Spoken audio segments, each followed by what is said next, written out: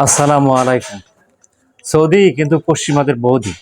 এই কথাটির এই কথাটার মানে বুঝতে হলে আমার আগের এই ভিডিওটি একটু দেখে থাকলে ভালো হতো।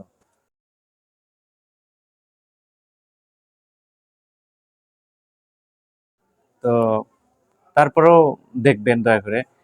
অনেক জ্বালাই মনের মধ্যে আমার আছে, কিন্তু সব জ্বালা প্রকাশ করা সম্ভব হয় না সামাজিক প্ল্যাটফর্মে।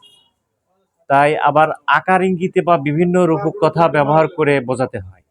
তাই আজকে বোঝাতে চাই পরকীয়া করতে গিয়ে মানুষ কিভাবে অন্যের দাসী পরিণত হয়, কিভাবে দাসী রূপান্তর হয় তা এখানে বলা সম্ভব নয়। তবে হালাল পতিতালয়,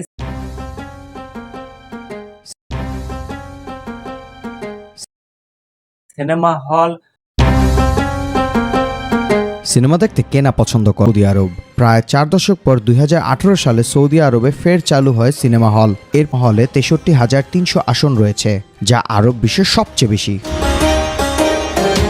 গত 6 বছরে সৌদিতে প্রায় 1000 ও মদের বার চালু। I'm not going to lie to you.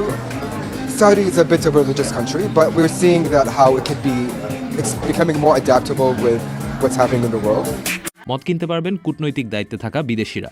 এতদিন এই কূটনীতিকরা মদ আনতেন বিশেষভাবে আমদানি করা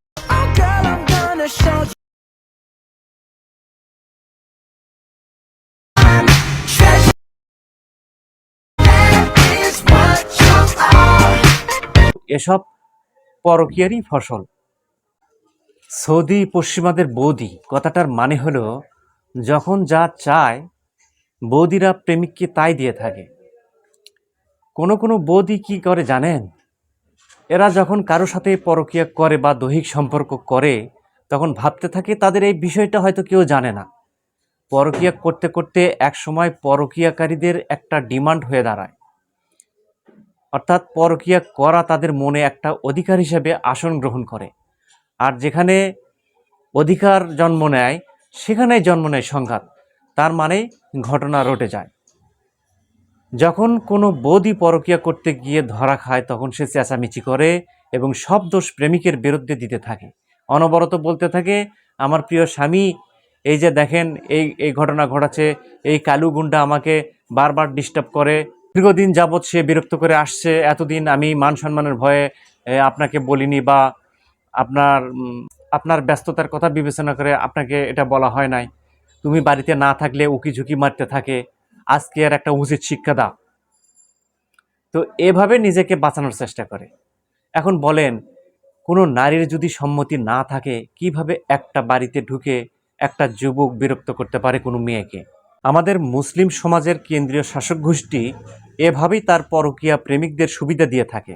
যেমনটি ইরান ইসরায়েল যুদ্ধের বিরতি হলেও মোহাম্মদ বিন সালমান বলে দিলেন, শুধু তাই নয়, এক বিবৃতিতে সৌদি আরব সকল পক্ষকে সতর্ক করে জানায় যে যে কোনো সামরিক পদক্ষেপ আঞ্চলিক অস্থিতিশীলতার জন্য দায়ী থাকবে। 13 জুন ইরানের সার্বভৌমত্বের উপর যে আঘাত হেনেছে ইসরায়েল, তার নিন্দা করছি। বিবৃতিতে বলা হয়, আমরা আন্তর্জাতিক সম্প্রদায়ের প্রতি আহ্বান জানাচ্ছি যে এ সময় আঞ্চলিক স্থিতিশীলতা রক্ষায় সকল পক্ষকে আন্তর্জাতিক আইনের প্রতি শ্রদ্ধাশীল হওয়ার ব্যাপারে জোর দেয় সৌদি আরব। অর্থাৎ ইরানের পক্ষে যখন পাল্টা মার দেওয়ার পরিস্থিতি তৈরি হয়ে গেল বা যুদ্ধবিরতির পর্যন্ত গড়িয়ে গেল, ঠিক সেই মুহূর্তে বাহাদুরি প্রকাশ করতে লাগলো। অর্থাৎ সাপও মারল, লাঠিও ভাঙল না। অর্থাৎ ইরানের সাথেও থাকলো, আবার পরকীয় প্রেমিককেও খুশি করলো।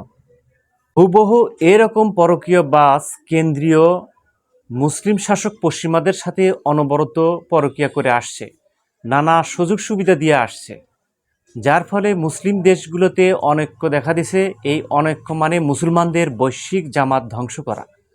আর মুসলমানদের বৈশ্বিক জামাত ধ্বংস মানে সারা বিশ্বের মুসলমানরা দরিদ্র হয়ে যাবে।